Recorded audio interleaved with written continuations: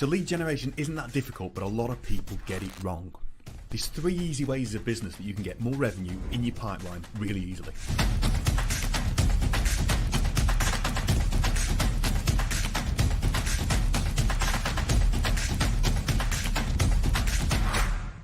If you want to be seen by your target audience, you have to be noisy. You've got to be noisier than your competitor. There's no point being the best company in the world if nobody knows about you.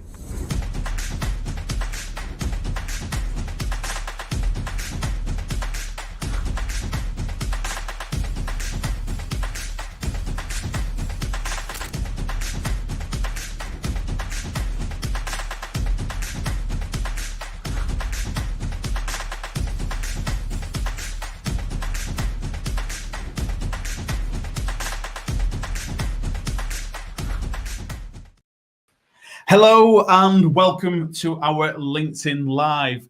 We're going to be talking about everything cold email strategies, and how to book inquiries and meetings through cold email. Joined as well by the amazing Danny Stapleton. Thank you very much. Very good to be here. Exactly. How you feeling to be on LinkedIn Live? Oh, listen, it's I'm very excited. This is my first one. Normally it's you and Jonathan. I've kicked out Jonathan and we're going to run it. Some would say an upgrade. Some would say, listen, we'll see how it goes in an hour. Mainly me. Yeah. But yeah, we'll see how it goes. So we're going to be looking through a few points today. We're going to be looking at cold email strategy, what you actually need to think of when it comes to pulling together an email strategy, as well as sharing some of our top tips and insights when it comes to crafting your messaging, what goes into subject lines that are actually going to get opened, what goes into your opening lines, and how can you actually convert action. Those CTAs are really, really important. So just to introduce myself for those of you who are joining and don't know, I am Matt Simmons and I am the Strategy Director here at the almighty Big Presence. And I'm joined again, Danny. Hello, yeah. My name's Danny Stapleton. I am a campaign manager here at Big Presence, looking after day-to-day running of campaigns, generating those leads. Indeed, you're in the trenches, in the inboxes. We're in the trenches. Yeah, building the campaigns, delivering amazing results for clients. So I suppose we're looking at cold email. Let's start off with the first point. What is a cold email strategy, or what is an email strategy for you, Danny? Yeah, I think there's ultimately it boils down to generating those leads and inquiries and talking about and understanding how we're going to do that from data that hasn't been touched before. Yeah, absolutely key point. I think one of the things that we focus on when we're working with clients and we're launching new campaigns and new things for them, it has to start here at the strategy. Who are you reaching out to? What do you want to get out of it? And what's the hook? What's the messaging that you're going to do? Because one of the things we see, and again, I'm not to paint marketers with the same brush, but just sending out a one-shot newsletter, a one-shot update. I mean, what sort of results do you tend to see from that? Well, firstly, we don't really do it. We don't do that. No. So from what we see, it's going to be a quite generic. Everybody's going to have the same thing. It's talking about us. Yes. And people don't really want that. It doesn't work. It's not ticking any boxes. Yeah, absolutely spot on. It's that key thing there, that talking about us, they're not interested. It's ultimately, if I'm reaching out to you, it has to be about you. Yeah. So let's first look onto what is a cold email strategy. And we come up with some slides that we want to run you through here. So cold email strategy, there's a few ways that you can look at that as part. So if we bring up the full sales, sort of very simple generic sales process, starts off at marketing, then it moves into sales, and then it moves into that account management post-purchase. And for me, like it says on the screen, that strategy can be very, very simplified. Having a predefined series of messages designed to build awareness and get engagement. That's it. It doesn't have to be some overly complex funnel. Now, don't get me wrong, they're great when they work like that. And I know you're working on some incredibly complex email funnels. Some of them, but it's not always better. Sometimes the short, snappy campaigns, cadences really do work a lot better than the more complicated ones. It varies hugely on, and again, we're going to touch on this, but who we're speaking to, why we're speaking to them. Is it a marketing email? Is it a sales email? Is it just an awareness campaign? So that there's quite a lot that we're gonna go through, hopefully. Yes, we are. And really touching base with the prospects. Yeah, indeed. And the thing is, as well to understand is we've brought up the marketing, sales, and account management. is you can't just have the same messaging and the same strategy and the same contact strategy and the same outreach method for each stage. What works for marketing doesn't necessarily work when you're in that sales stage. And it's, again, at that account management stage. The channels may be the same, email or LinkedIn, but the actual aims and your outcomes of that. One thing we'll also say as well, if you're watching this, if you have any questions at all around email, if you want any tips, you have any questions on emails that you're using, any subject lines that you're using, or any call to actions, anything like that, drop it in the comments below. We are monitoring, we are watching them. We're seeing quite a bit of engagement coming in at the moment, so we will make sure we have some time. So anyway, over to you. Lovely.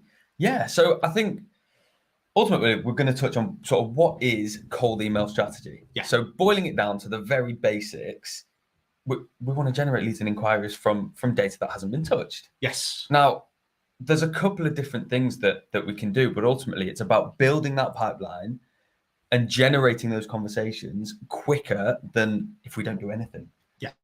It's that for me is where a lot of business growth falls down. That they're building more pipeline faster on screen. Every business, and you know what, we're guilty of this. We're a lead gen business, and we've been guilty of this in the past.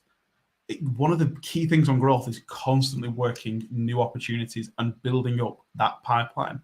The way to do that, building awareness, making, like the video at the very start of this live stream. It's all about making noise and getting more people aware of you. You can have the world's best product and the world's best solution. If no one knows from you or no one knows about you, they're not going to buy from you. So, moving on then, what goes into an email strategy for you, Danny? Yeah, again, there's loads and loads of stuff, but basically it boils down to 3 main points. Yeah. So it's who we're going to speak to. Yeah. I think is really important, obviously. You then look at your actual copy that's going into it, so your subject lines and the actual body of the text, and then it's going to be call to actions. Yeah. So those 3 ultimately decide what an email strategy is and what it looks like. Yeah. Oh, got a comment from Simon. Yeah, so true. Consistency is definitely key.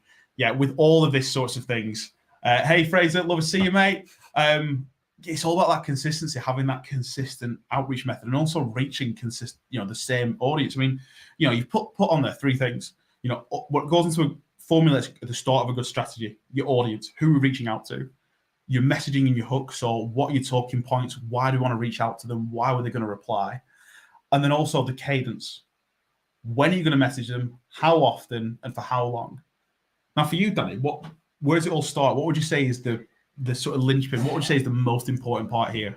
Now, I think we actually disagree on this. I'm not sure we have the same beliefs on this, because we go a little bit head to head sometimes in our calls, on strategy calls.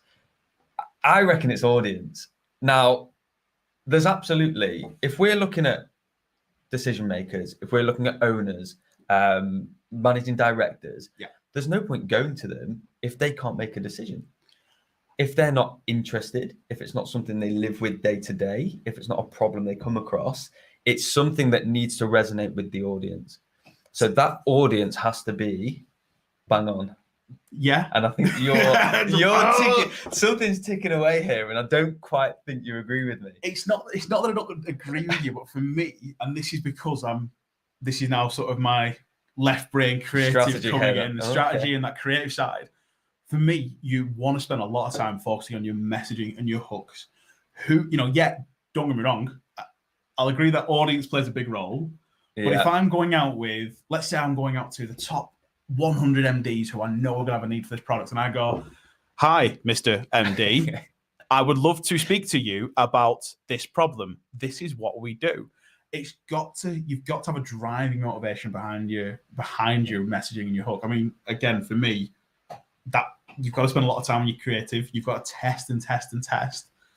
But for example, we just with some clients, when we're running campaigns, we'll either work on some research audiences. So this is not necessarily key target audience, but again, thinking about cross sells, moving into different markets. It's that sort of where else can you work in? But again, it comes down for me, why should that person reply to you? I know you're well into your psychology, and the why behind everything, and how can you tug on the heartstrings, and how can you make it relevant. Yeah. They're sitting in their cubicle, they're sitting in their office, and it's, God, I deal with this problem every single day.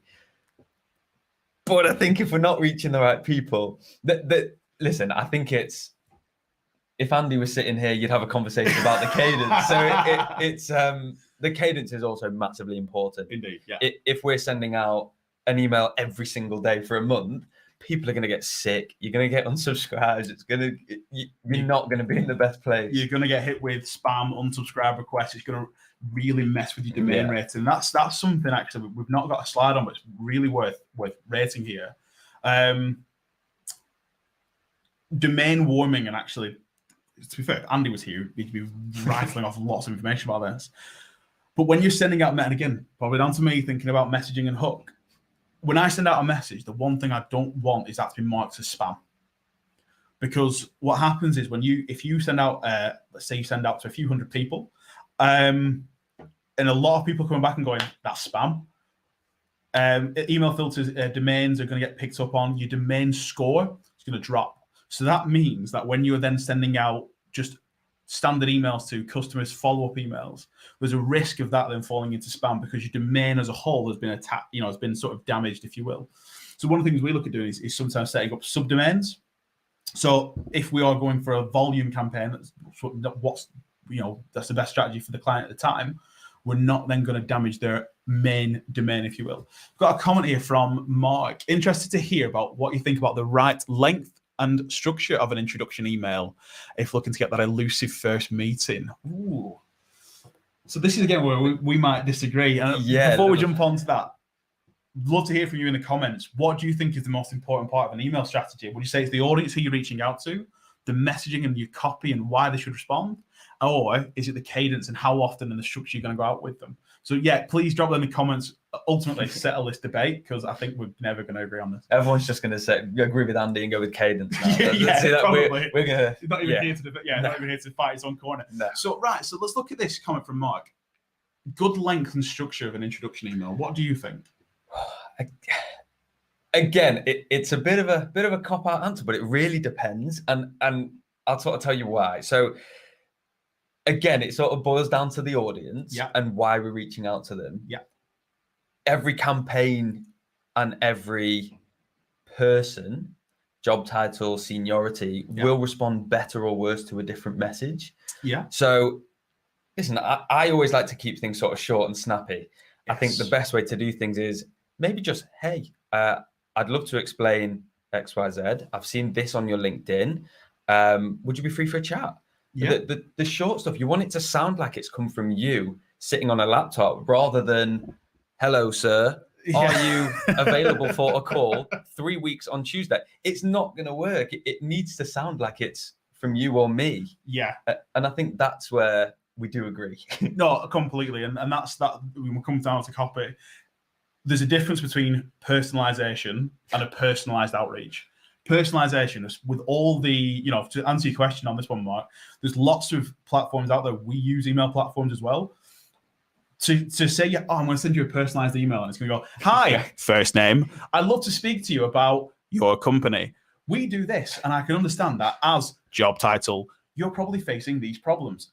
That isn't a personalized message. That is just using a bit of clever tagging and conditional formatting in your email. That's not that for me isn't a personalized outreach. Has to look human. So for me, one of the things I'd say with your first message, especially short, snappy, to the point. If you're thinking about this, and I've actually thrown my phone on the floor so I don't get distracted by it. You might type an email, Mark, and you're typing on you might have either a big laptop or you might be like Jonathan and have 4 screens, all of which are absolutely huge. You can type out a very lovely, well-worded email.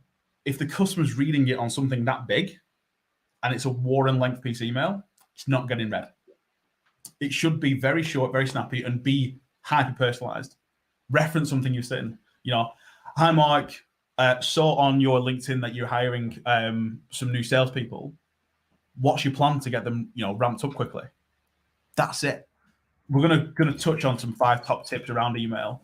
But for me, like as best practice as well, I'd never want to ask for time in that first email. Your goal should be just getting responses and getting replies. Just jumping in there. Sorry, I think the really powerful point that you mentioned there is using something that's actually relevant. Yes. So if you do have a couple of minutes to formulate that message to them, have a look on their LinkedIn, have a look on their website, see if they've published any articles recently, if anything big's happening that you want to shout about. Maybe notice it. Drop it in an email. Say, I noticed that you won this award. Well done. Sort of start that conversation with something that's relevant. Yes. You've also mentioned that most people open emails on their phones. Yes. We're looking at stats that you'll at most get one scroll. Yes. So it really does need to be short. It needs to be snappy. No one's going to start flicking through their phone and reading 15 paragraphs just because you want to chat in the nicest way possible. It needs to be something that you can read on your watch, on your phone, on the bus. It's got to be simple. It's almost worrying that we're now getting onto like society is like people have really short attention spans. But it was something I used to train when I was at Barclaycard, sort of head sales trainer and coach. I used to call them SBDs. I don't mean silent but deadly. Right. Scan, board, delete. If you're sending something that's very generic, the person is literally, a lot of people just triage their inbox, scan it, board, delete it, and you never get a response. So from that, making it nice and enticing, and ultimately all I want is a response. When I get a response, great. Then I can start going in with some pain points, asking some discovery questions, get early stage discovery questions over email, and getting them into a meeting. So the key point is driving them into response and an email. So moving on from that, email strategy. We've pulled together some examples of what a very, very simple strategy may look like. So we're looking at marketing now and awareness. And do you want to take this one, Danny? Talk about the webinar funnel.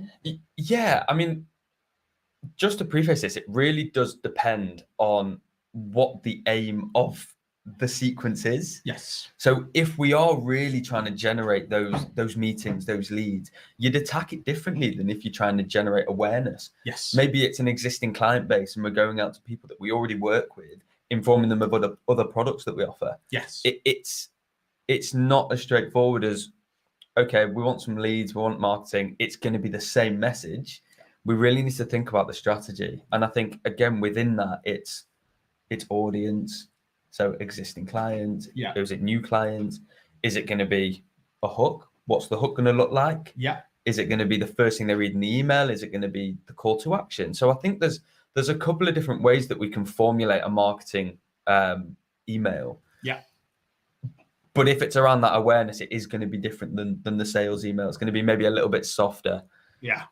So like just on that, we brought up on screen there, an example of what a marketing awareness campaign would be like some of our clients that we work with sell very complex and what I classify as like a disruptor type solution. Like, one client, they're essentially trying to go up against the likes of BT, Virgin, and don't get me wrong, I don't like BT, Virgin at the best of times, especially when I'm trying to get my broadband set up. But they're after they sell a very, very complex product. And one thing we learned going and working with them, going out on a direct strategy of, I know you're having these pain points. This is what we do. Let's have a conversation.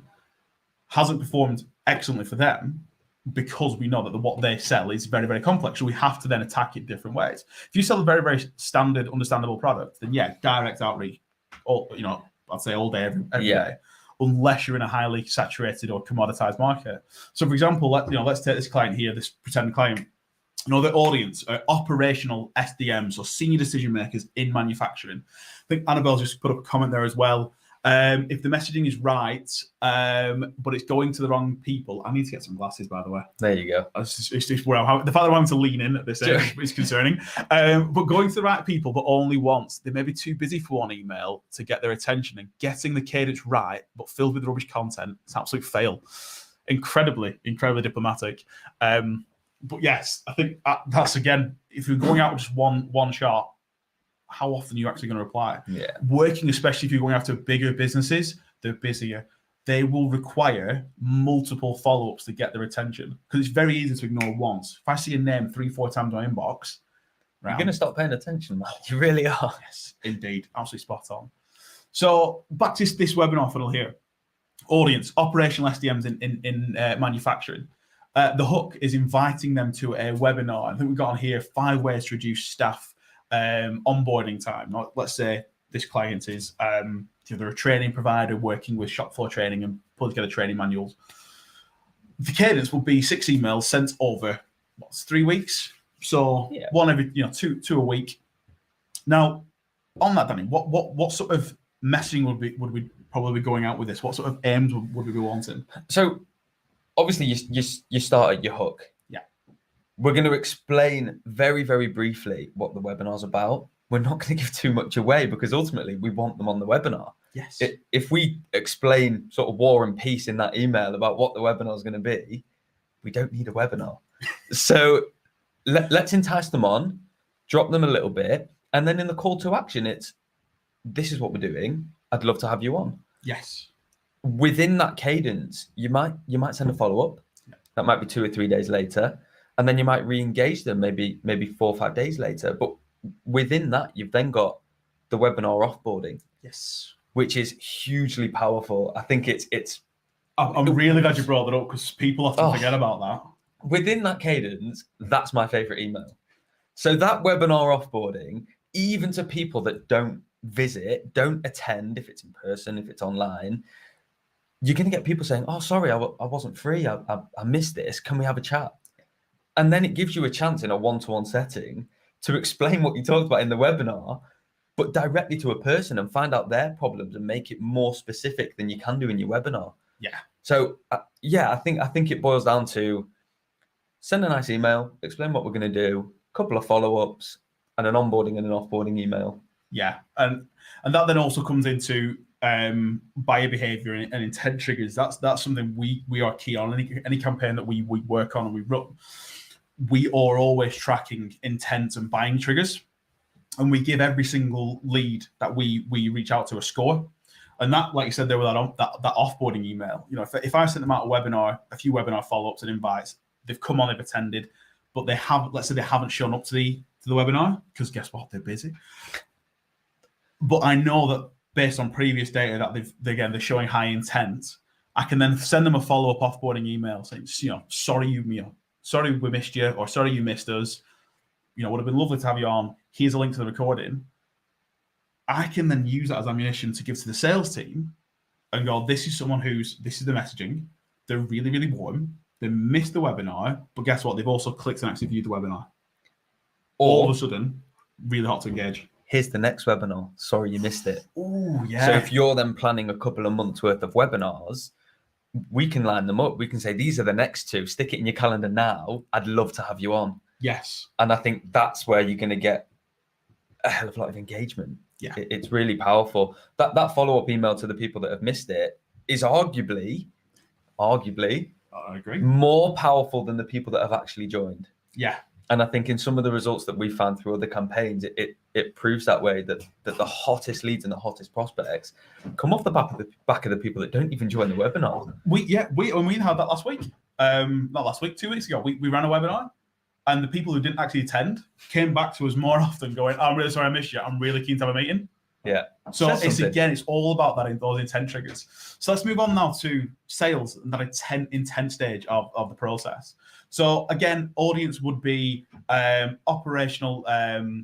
So what was it? Operational. Your SDMs. Your SDMs, yeah, who might have attended an event or something like that. And the messaging, the hook that we're looking to get with this is we're looking to gain authority, build credibility, build authority. And again, that they could flow from that webinar funnel. So again, you're firing leads and opportunities into your sales team so they can be performing. And again, this might be a shorter, snappier cadence, it might be a longer cadence, depending on what you're needing.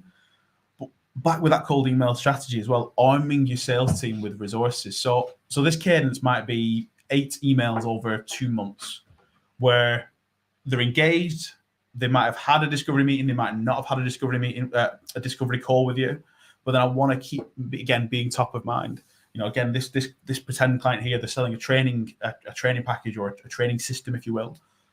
That person might be engaged, they might have done the webinar, but they don't have time and it's not top of mind. So again, the key thing is, oftentimes in business, those problems, again, if I send you one message, it's very easy to forget about it and push that problem to the bottom of the pile. But then if I'm keeping messaging, keeping that engagement rate high, it's really, really simple.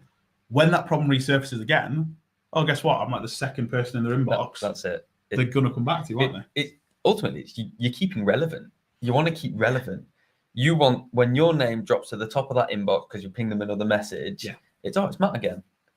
Not, it's Matt again. I'm going to delete it, sort of thing. Well, so is that your response when I email you? Yeah, sometimes. Depends what for. If it's a lead, then no.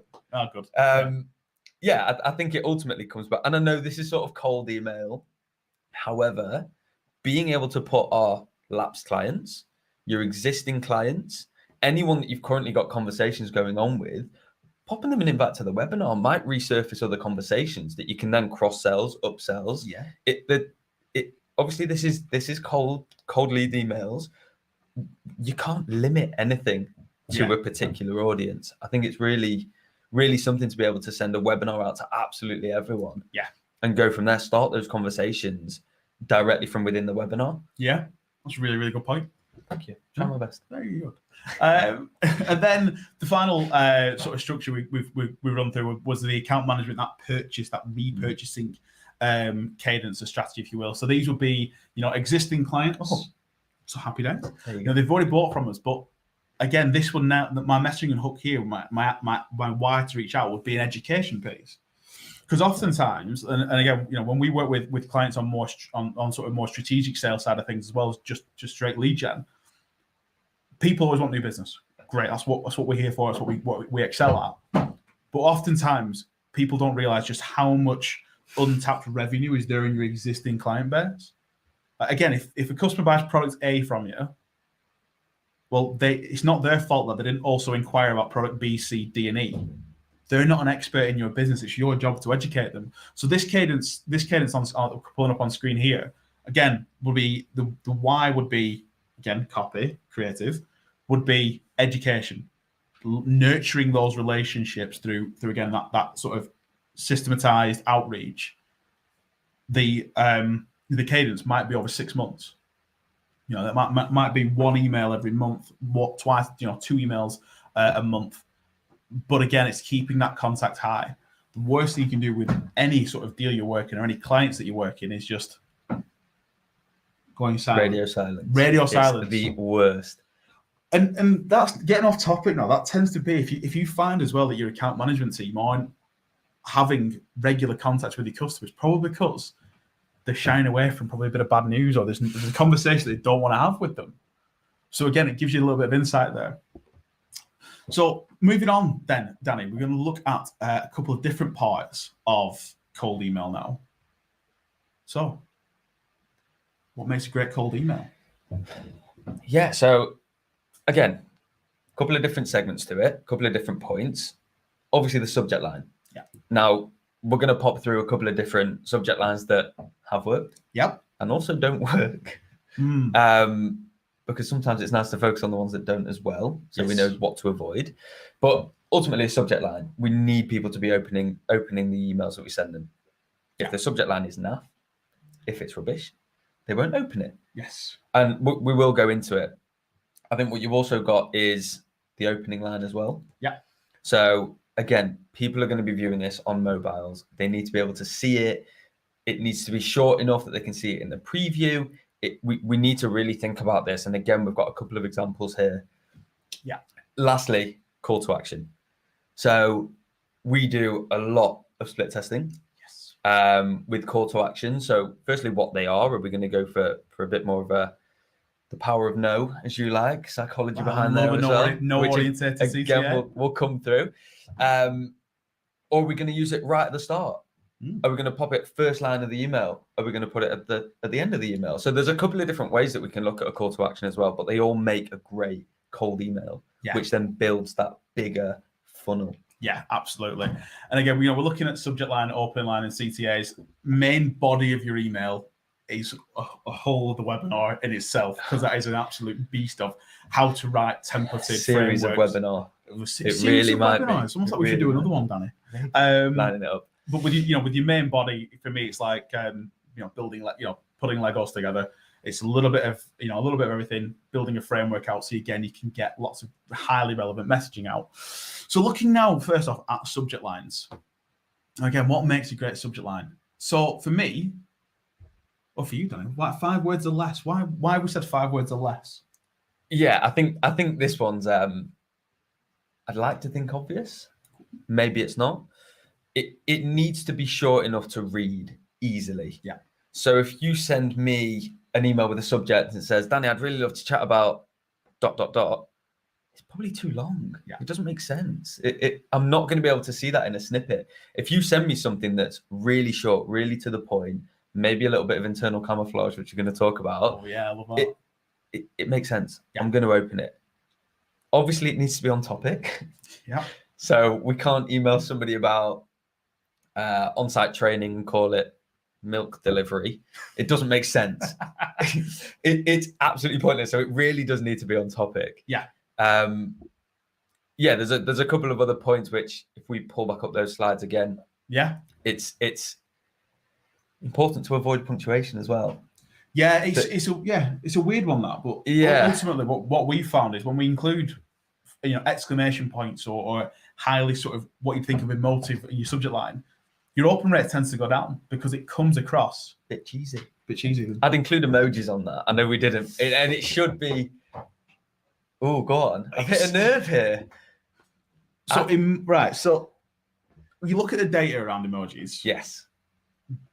This is now complete. This is from my brain of useless retained information. Like I would be brilliant on a random pub quiz. Love it. But data basically found that if you include an emoji on your subject line, your open rate goes up by 22%.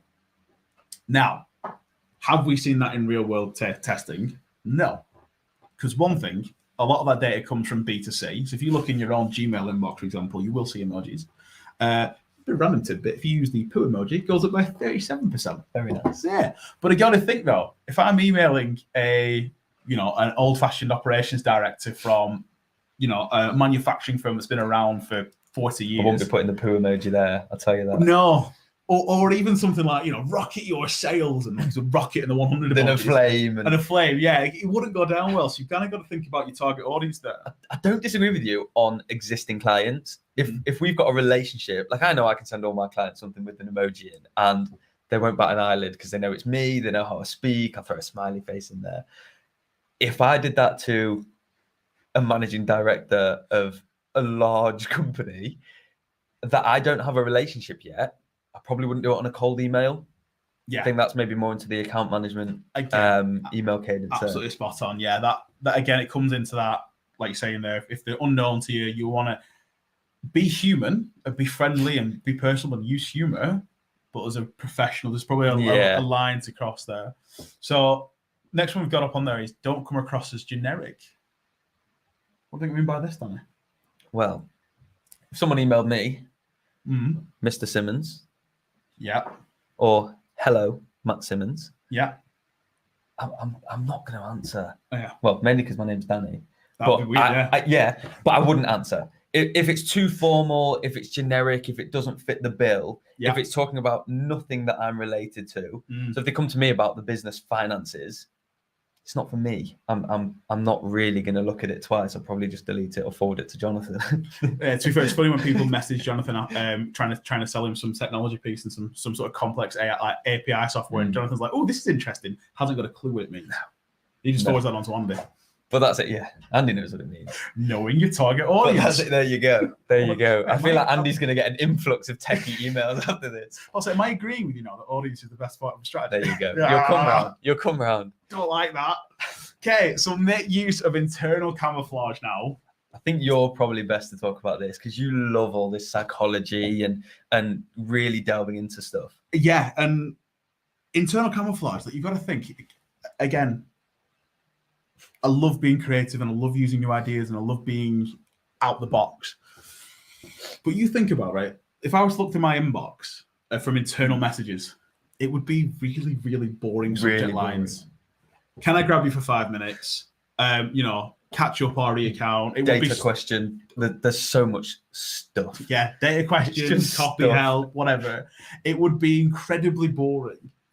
And again, your subject line doesn't need to sell anything. It just needs to do one thing: get opened.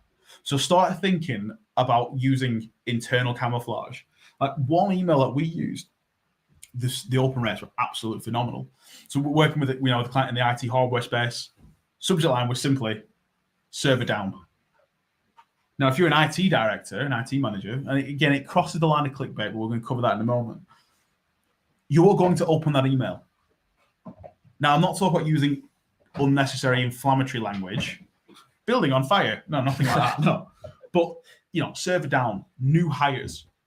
It's going to go, oh, that looks boring and internal. I'm going to open that email because it doesn't scream, I'm a marketing or a sales email and I'm trying to sell you something. It's very, very low key. And we tend to often see really, really high open rates in the 60, 70% sometimes. It's also under 5 words or less. And which it's is under 5 an words or absolute less. bingo. It is, because the thing is about data on emails as well, is a brilliant tool called Lavender. They've got some huge data like visualizations where they show that after 5 words, your open rate is absolutely just blows, and it absolutely goes down. So again, keeping that, apparently 2 is the best. 2 is the key word. 2 words is if you want to aim for 2 words on your subject line. There you go. So what do you think? Got a quick comment from Annabelle around subject lines. What do you think about the use of the ChatGPT for subject lines, body of email? Love this question. I love this question. Go on, you go Just first. sharing a bit of a story here, which I think I came off a call and called you straight away. I was on a call with a piece of kit that was trying to help us write copy and give us tips for that. So I sat the call. It was a great call. The banner at the top was the person's website and then ChatGPT. And I came off that, pinged you on a call and said, if you're in the creative space, obviously you can use it for ideas. I think the key thing is it's also American. So any Zs that are going to creep on in there aren't best to be picked up in an email campaign. But ideas, I think there's nothing wrong with harvesting places for ideas. Being able to scroll through Google. I know we spend loads of time on researching hooks and angles and real trying to grasp people in on the campaigns. And if you said to me, you can't use Google, go and write a campaign. We need time to research. Yes. And if that's ChatGPT, if that's another AI system, if that's just Google, fire away. I really don't think it's a big problem. No, I agree. It's that thing with ChatGPT for me. It's a great tool, but I wouldn't ever rely on it solely. It would have to be human checked. I'm not personally a fan of it. I'm a massive fan of it, but at the moment everything seems to be AI powered, which is a buzzword. An API to ChatGPT. Okay, so rounding up what makes a great subject line. So we've got be relevant to the email. Again, like for example, when I said, server down, the email main body was incredibly relevant to that subject line. So we don't want to go, server down. Got his open email. Want to have a chat to you about your HR admin software. It's got to be, absolutely, it's got to be relevant. Otherwise, again, you're going to risk getting your email marked as spam and risk getting it, getting your domain score wiped off. Okay, so let's look at some examples. So we've already run through the first 2. Server down, new hires. Again, there are those two words. 2 worders. First name. So Dave, can I help? What do you think of this one, Danny? Yeah, I like this. I think it leans on a little bit of their ego. In the nicest way possible. I think leaning on somebody and asking for feedback, asking for a little bit of market research is always a good way to go. That can then just start a conversation. For me, can I help? I've seen you have this problem. Would love to have a chat around helping you with that. Can you help? For example, we use this. Can you help? Dave, can you help? Trying to find the right person to speak to regarding X, Y, Z at your business. You're asking me to do something there. I am, but again, can you help? It's a weird thing. In the British culture, we'd love to do this. When I've worked, selling overseas and selling into different cultures, vastly different. So, but at least in the UK, for me, you're golden with that. And then the final one, some sort of takeaway. I always sign off any cadence with a takeaway email. Not the right time. I try to get in touch with you. Appreciate you haven't given back to me. It's now not the right time. Or again, not for you. Another one, really super short, snappy subject line. But again, it gives the lead, the prospect, and out. And if I say to you, not for you, been trying to get in touch with you, I understand you have this problem. Is this not a priority at the moment? You can let me know either way. Be great. Again, gets the response. And oftentimes what we see is at the end of a lengthy cadence, person comes back to that email and going, no, we are interested. It's the right time. I just haven't had a chance to get back to you yet. So absolutely cool. Spot on. Okay, so we run through some bad subject lines now. Oh, final one. Yeah, pest control policy again. Personalized. Similar to server internal. Yeah, internal. Similar to server down, yeah. So these are some that I received in my inbox quite recently. Have something special for you. So that is what? 5 words? Yeah. So it hits the 5 words or less? It does. No punctuation. No punctuation? Is it generic? Probably is. Yeah. What's special? Why is it for me? What are you going to talk to me about? Especially if it's an unknown name in the inbox. Yep. You probably gloss over it. You might just delete it straight away. Yeah, exactly. And it's which hard. I'm sure you did. I pretty much did. It pretty much went, oh, it's deleted. Never mind. Yeah. Not interested. The next one, RE, a discovery call you won't want to miss. Super inflammatory. You won't want to miss this, Matt. I think the first thing I'd do, I'd highlight a discovery call you don't want to miss, punch it into my search box.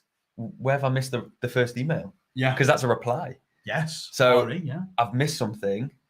And then when I realize that I haven't missed anything, it just gets my back up. It's a little bit annoying. Yes. It's not for me. It's a real double-edged sword. If you are going to use that technique, be really, really careful because it can come back and bite you in the ass.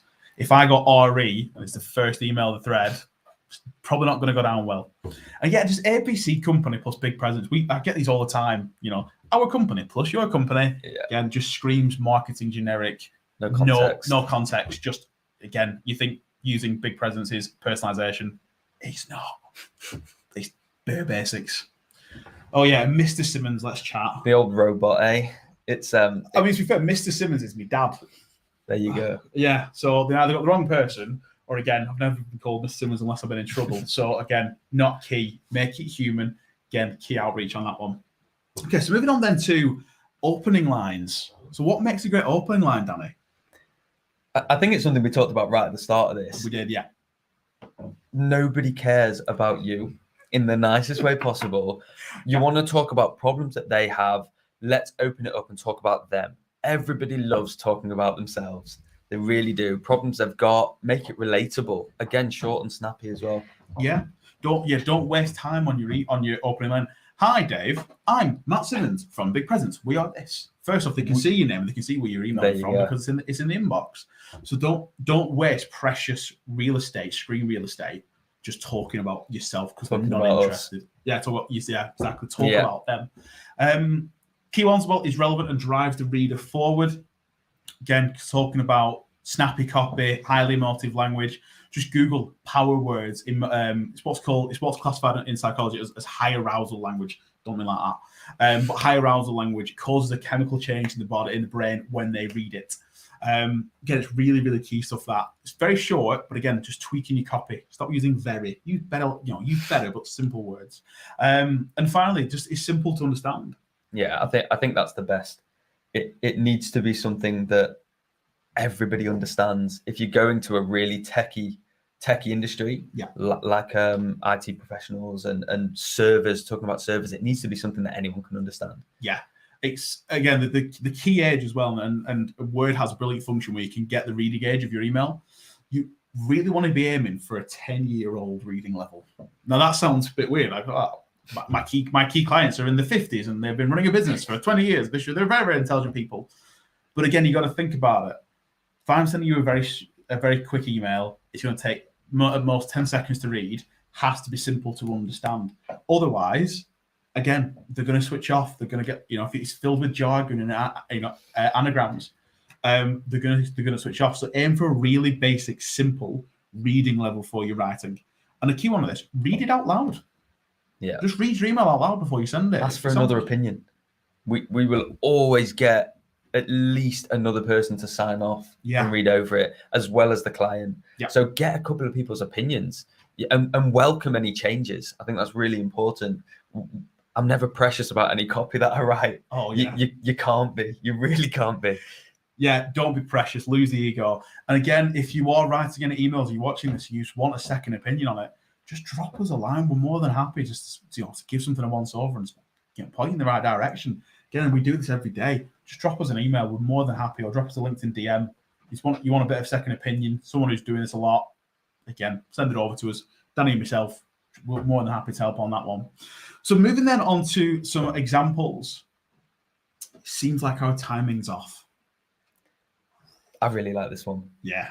I really like this one. It's a bit of an empathy opening question, opening line. It prompts a response of no. I'm here. Let's do it. Or even, you know what? It is contact me in 2 months. Yeah. Bang it into your CRM. Let's track that. Let's then contact them again. Maybe touch base with them in a couple of weeks, and then go from there. Yeah, because the worst one I've seen is like people. They've almost become passive aggressive in the breakup emails. I saw one on LinkedIn. Someone screenshot it and shared it yesterday on a post. Was, as I haven't heard back from you, assume you're not interested in growing your business. Ciao, adios, goodbye forever. Like, how passive aggressive and just crap is that? Again, so take the onus on you. Seems like timing's off. That's a me problem, not a you, Mr. Customer problem. Yeah. Great first name. So Dave, it seems like you're using Cisco, IBM, and BT to manage security and cloud integrations. How personalized is that? Yeah, I think this goes back to the research piece that we look at. So we wouldn't know this particular client is using Cisco, IBM, or BT if we didn't have the power of research. Yeah. You don't do your homework on the client and just really pick the client's brain. Exactly. Yeah.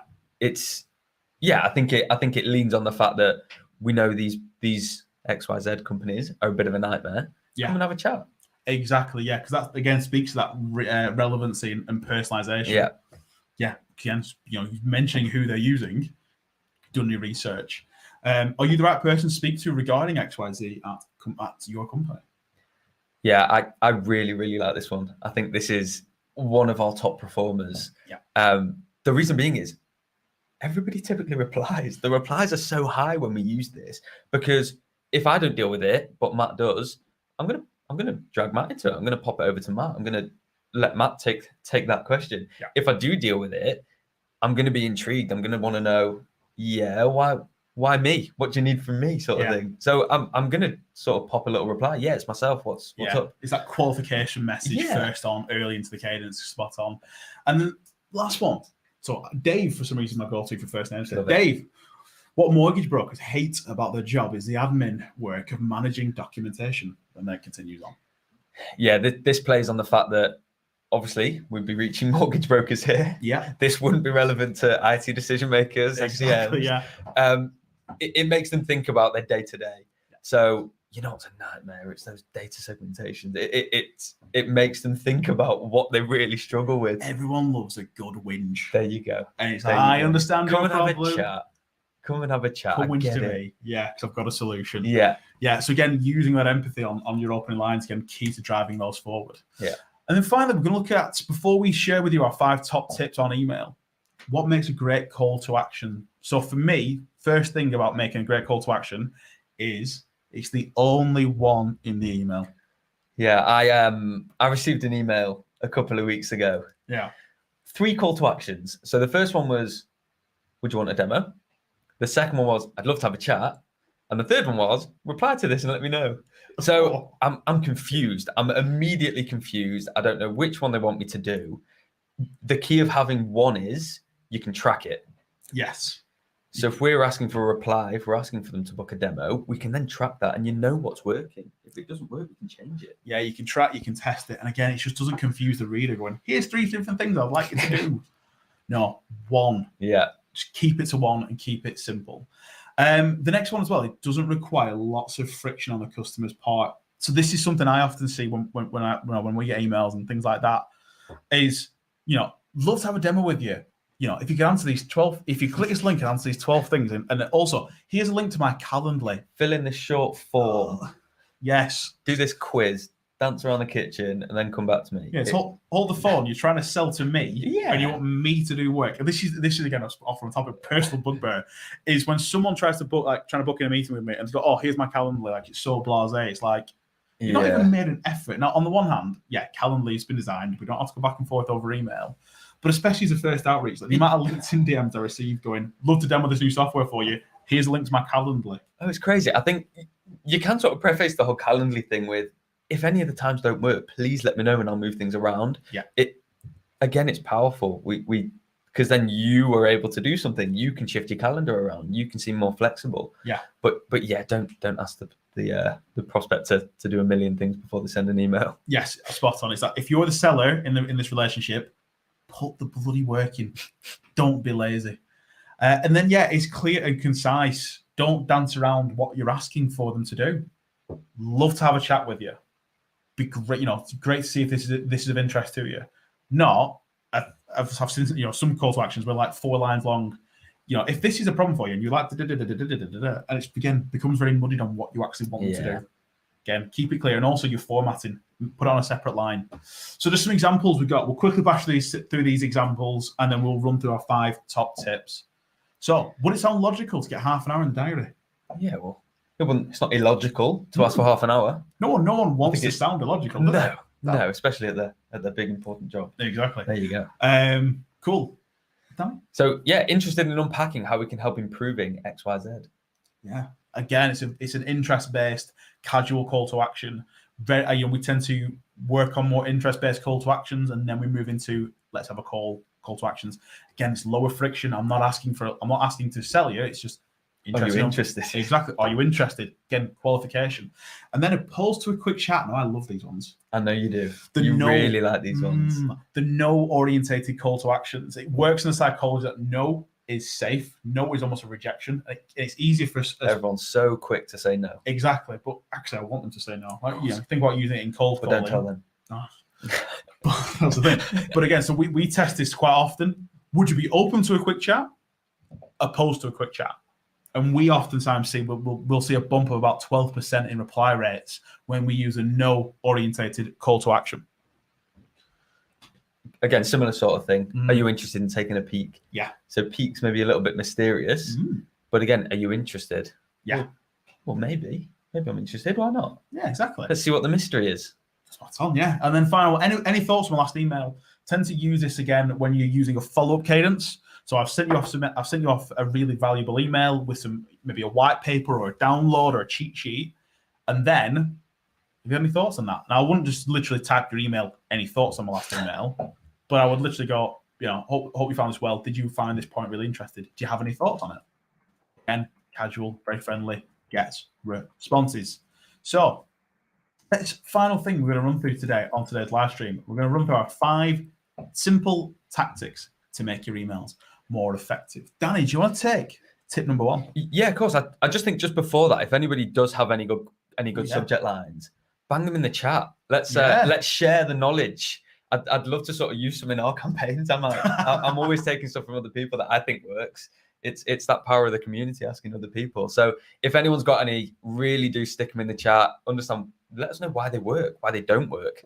I think that's a really, really nice little any key subject lines that you've been using that I can then put in my back pocket. Great stuff. So tip number 1, Danny. So don't sell over email. Focus on getting the replies. I think cold email always needs to be about starting conversations. You're never going to close in the first email. You might not close in the 3rd email, the 6th email. We need a chat. We want to understand the pain points, the problems. So try not to sell. Maybe ask for that chat, ask for the time, maybe understand a little bit more. Yeah, don't ask your email to do so many things. Until you get a reply, your goal is to get a reply. That's it. Okay. Tip number 2 now is, first of all, create curiosity in the reader, but don't satisfy it. Yeah, so that needs to come from your body, the text. Similar to when we're talking about the webinar piece earlier, there's no point giving up everything we're going to talk about in that webinar because people don't need to join. Yes. People then don't need to chat with you. So give them a little bit, understand their pain points, and then really do sort of end the informative piece there. Yes. Because you do want that chat ultimately. If we've given up everything, we don't need a chat. Oh, exactly. Yeah, it's that. When someone comes back to you and goes, "Oh, it sounds interesting. What do you do?" That is not a buying signal insofar as pitch me. That is, I'm interested in learning more. So talk about the problems that you solve. Talk about, why you want to help them. Not, what you do specifically. Give us that elevator pitch almost. It needs to be short and snappy. Fight the urge to elevator pitch. Yeah. Brilliant. Tip number 3, Danny. Yeah, so keep it short and sweet. On that elevator pitch, 150 words or less. So nobody's going to want to read an absolute paragraph of stuff. Yeah. Most of it is, like we said, going to be on mobile phones. So it does need to be short and snappy. Make it easy to read because nobody wants to do a chore. Yeah. I think I saw online was like, if you can't tweet it, don't email it. I like that. Yeah, if it can't fit into a tweet, don't bother emailing it. Because again, all you want is always responses. When you get the responses, your emails can be lengthier. Yeah. But until then, keep it short, snappy, and to the point. So then email tip number 4 is make it mobile optimized. Again, it sort of ties into the whole short and snappy thing. Yeah. I think it's we have a lot of clever software that we can sort of preview what it looks like. Yeah. Even if it's not previewed exactly, or you can have that software, just have a look. Maybe send it to yourself on your phone before you use it. Check if it makes sense. Try a couple of different phones, font sizes as well. Yeah. Really important. Again, that's probably a whole nother webinar in itself in how to actually design the techie stuff, which Andy would probably sit here instead of me. But yeah, just make it so you can read it on your phone or a tablet or something that's not a laptop. And with that as well, make use of white space. If you think about a block of text on phones, it's hard to read. Space it out. Yeah. And then our final tip is test, track, and test again. Don't just make gut decisions with what you're doing. Make a point of what you're going to test. Test it. Track the responses. Track the numbers, and then test again. I think that's it. I think we're probably more passionate about this than most. I think everything that we do is led by data. So maybe Andy. Yeah. If I have a thought, we'll present that to you with the data. Yeah. We'll understand why it's worked, how it's not worked, how that differed from the email before. And if we tweak it, we tweak it. There's no harm in sort of saying, you know what, that didn't work. Let's tweak it for next time. Let's split test the subject lines. Yeah. It's all about letting data make the decisions. Yeah, and I love that comment there from Simon Drake. This is so true. Lower your expectations. It's a process, and there's usually more than one step. Absolutely spot on. You're not going to write the world's best email in the world on your first try. It's a process, but test and iterate. But the thing with that is don't just test unnecessarily. Don't just make ad hoc changes. Document the process. Again, if you want any help with that, that's what we're here for. But make sure you are tracking each point, and you're going to, give those A/B tests enough time to get enough consistent data on it, where you know if you're making the right choice. So before we finish off then, first I want to say a big thank you to you all for joining us. It's absolutely been amazing seeing all of these wonderful comments and things pop into the chat. Again, big presence. We are a revenue acceleration company. We are here to help you generate more revenue. We're going to be running a lot more of these webinars as well. So if you do want to stay in touch with them, again, follow the page, drop us a message. We'll make sure you're invited to them. But again, anything to do with sales, any questions, we help clients a lot with the techie side of sales, ensuring that their sales tech is A, fit for purpose, and B, is doing what they need to do. Yeah, we talked about email today, but big thing we also look at with clients is CRM tracking. Are your salespeople converting enough?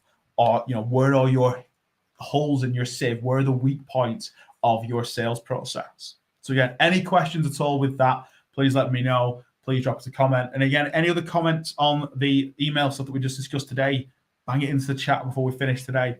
With that being said, Danny, any closing points you'd like to raise? There's probably a lot, but I would say if you are sort of looking at a cold email strategy, just track what you've done. If you've sent something, you've sent a specific subject line, if you've sent a specific call to action, track it. If it didn't work, we can then change it next time. I think that's sort of the most valuable point I would take from anything is track it. Don't be afraid to make these changes. Don't be afraid to reach out to people in maybe a way that you haven't done before, and track it so that then the data can tell us the decisions. Yeah, absolutely key point. That I couldn't agree with you more there, Danny. For me, take a carving knife to your existing emails. I can promise you they are far too long than what they need to be. I think it was Lincoln who said, if I had more time, I would have written you a shorter letter. Be conservative with the words that you're using and make it snappy. So brilliant. Well, that's all from myself. Thank you for joining us today, Dan. It's been an absolute pleasure. No, thank you. To sit on today and talk about all things. Great fun. Absolutely love it. But that being said, if you have any other questions at all around email, drop them in the comments, drop me or Danny a message. More than happy to spend a bit of time with you and just give you some advice. But that being said, it's all from us. Thank you very much. It's been an absolute pleasure, and we'll see you on the next one. Cheers, guys. Bye.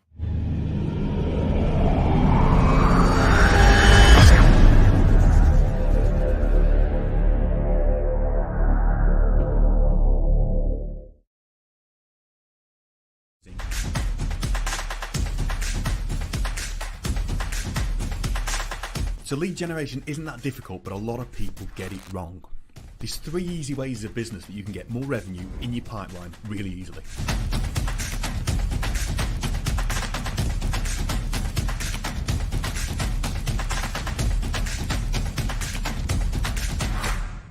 If you want to be seen by your target audience, you have to be noisy. You've got to be noisier than your competitor. There's no point being the best company in the world if nobody knows about you.